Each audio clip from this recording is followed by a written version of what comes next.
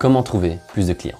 Certains indépendants connaissent leurs clients avant même d'avoir commencé, mais ce n'est pas le cas de tout le monde. Nous sommes en contact avec de centaines d'indépendants et voici quelques-unes des idées qu'ils nous partagent sur comment obtenir de nouveaux clients.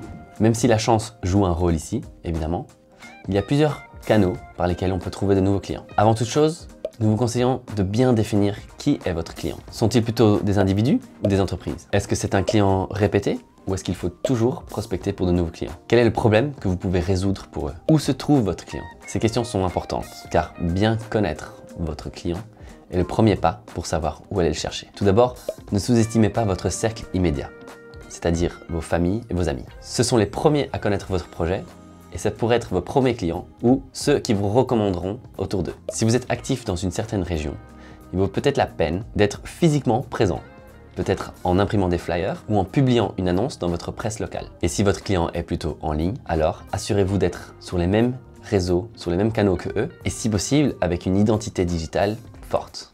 Troisièmement, montrez votre travail. Les réseaux sociaux offrent une plateforme idéale pour montrer comment vous travaillez et délivrez votre produit. C'est aussi une façon de montrer combien de temps et de talent sont nécessaires à la réalisation de ce que vous vendez. Ceux qui sauront apprécier à sa juste valeur ce que vous faites viendront vous chercher. Inscrivez-vous aux plateformes de freelanceurs. Les sites intermédiaires comme Upwork, Fiverr ou Malt peuvent vous mettre en contact avec des clients à distance qui cherchent les talents que vous savez offrir. Ceci fonctionne mieux si vous travaillez dans une niche ou si vous avez un talent très spécifique, car vous rejoindriez un grand groupe d'indépendants qui offrent leurs services et il vaut mieux savoir sortir du lot. Les événements de networking sont aussi une très bonne façon de rencontrer des collaborateurs ou des clients. Une rencontre ne veut pas toujours dire un nouveau client. Les relations clients prennent souvent du temps à se développer, mais les événements de networking sont un très bon endroit pour commencer. Vous pouvez aussi vous faire aider par vos clients existants. Demandez-leur par exemple si vous pouvez utiliser leur nom dans vos communications ou si votre client veut bien vous mentionner à son réseau. Certains vont même plus loin et offrent une réduction ou une commission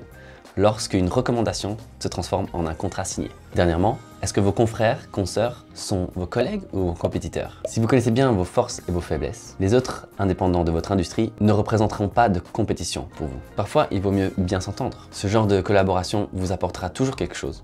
Vous apprendrez ou vous gagnerez un nouveau client vous-même. Au début, vous vous retrouvez peut-être à travailler sur des projets un peu moins enthousiastes pour des clients qui vous intéressent moins. Mais c'est important de rester professionnel et toujours donner de son mieux. On ne sait jamais qui verra votre travail. Courage à tous, merci d'avoir regardé et à la prochaine.